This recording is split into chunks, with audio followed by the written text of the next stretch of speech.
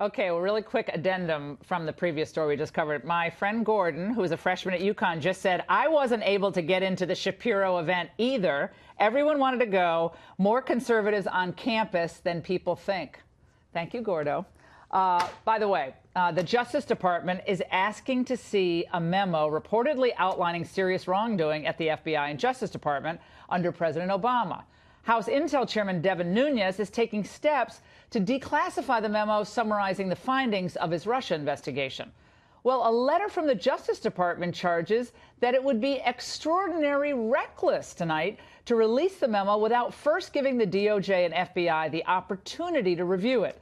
Let's sort this all out with someone who's read the memo, Congressman Peter King of New York. I thought you were going to be here tonight with me, Congressman, who serves on the Intel Committee. Great to see you. How you doing? I'm doing great, Laura. How are you? I'm great. So what is the Justice Department, the FBI? They're suddenly all squirrely about the release of this memo. What goes on?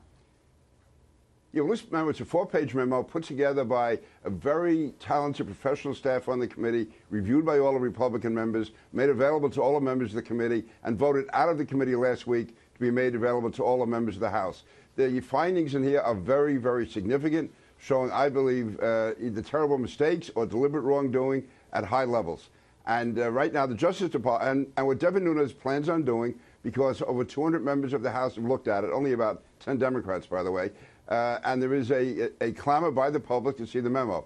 We're going to make sure there's nothing in there, any small item that may reveal a source or a method, and that is pretty much finished. That'll be done. And then we're going to vote this week on releasing it. At that stage, if we get a majority vote, which we will, it will go to the President of the United States. He will decide if it can be made public or not. If he does, it'll be made known to the public.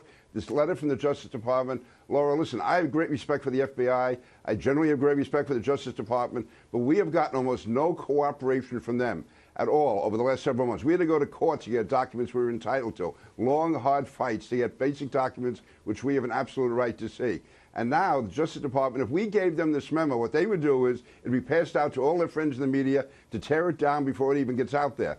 Everything that's in that memo is from the Justice Department, information we found. There's no surprises there to them. They just want to be ready, I think, to attack it, and they want to attack it, make a preemptive attack on it. We're not going to let them. I understand. I've not spoken to Devin, but I've spoken to his staff people tonight, and he fully intends to go ahead. We're not going to show it to the Justice Department.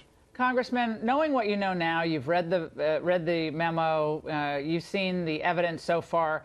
Do you have faith, as of now, in the upcoming result of this investigation, knowing what you know now and what you've seen?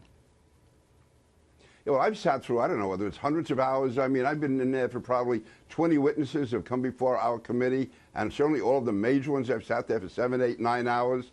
Again, all the big names you've heard about, I've been there for that. I have not heard one word yet indicating any collusion. Now, I don't know if Bob Mueller has anything else, but he's talking to many of the same people. So if they come out with any finding of collusion at all, based on what I've heard, then I would say that they're not doing the job. But on the other hand, I think right now, I believe the president's lawyers feel this is going in the right direction with all the improprieties that went on here. The fact that this investigation, I believe, should never, ever been started in the first place. I look upon it either intentionally or unintentionally as a political hit job. I mean, we're losing sight of the fact here that you have the leading law enforcement organization in the world investigating a presidential candidate based on the flimsiest of evidence. I wouldn't even call it evidence, on the flimsiest rumors. That's what this was based on, and that's a terrible precedent to set. You can do that to any candidate if you wanted to. And when you bring the FBI into a political campaign, it's wrong.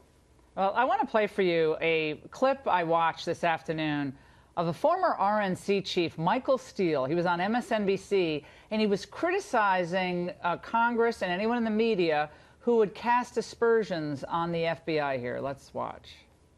We have now set up a wholesale operation between the White House and Capitol Hill to sully the reputation of good men and women who work inside the FBI because of, as you noted, Howard, some emails. Yes, they're problematic, but let the appropriate authorities ferret that out. To do what they're doing, the end game they're playing right now, what they don't seem to understand, it could blow up in their face just as much as it could sully the FBI. Response, Congressman. We are talking about a handful of people at the top. The FBI is an outstanding organization.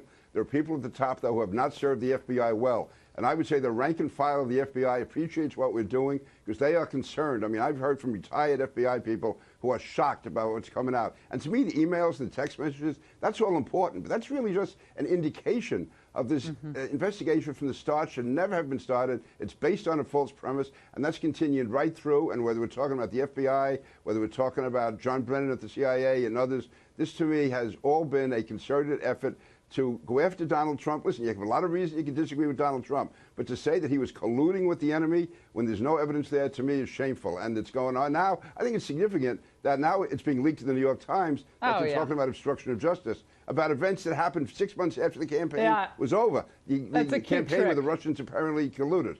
Yeah, we noticed the leaking right as things started turning really good for Trump on the economy and the shutdown. Then all the leaks came from the Mueller team. Congressman King, thank you so much. Great segment.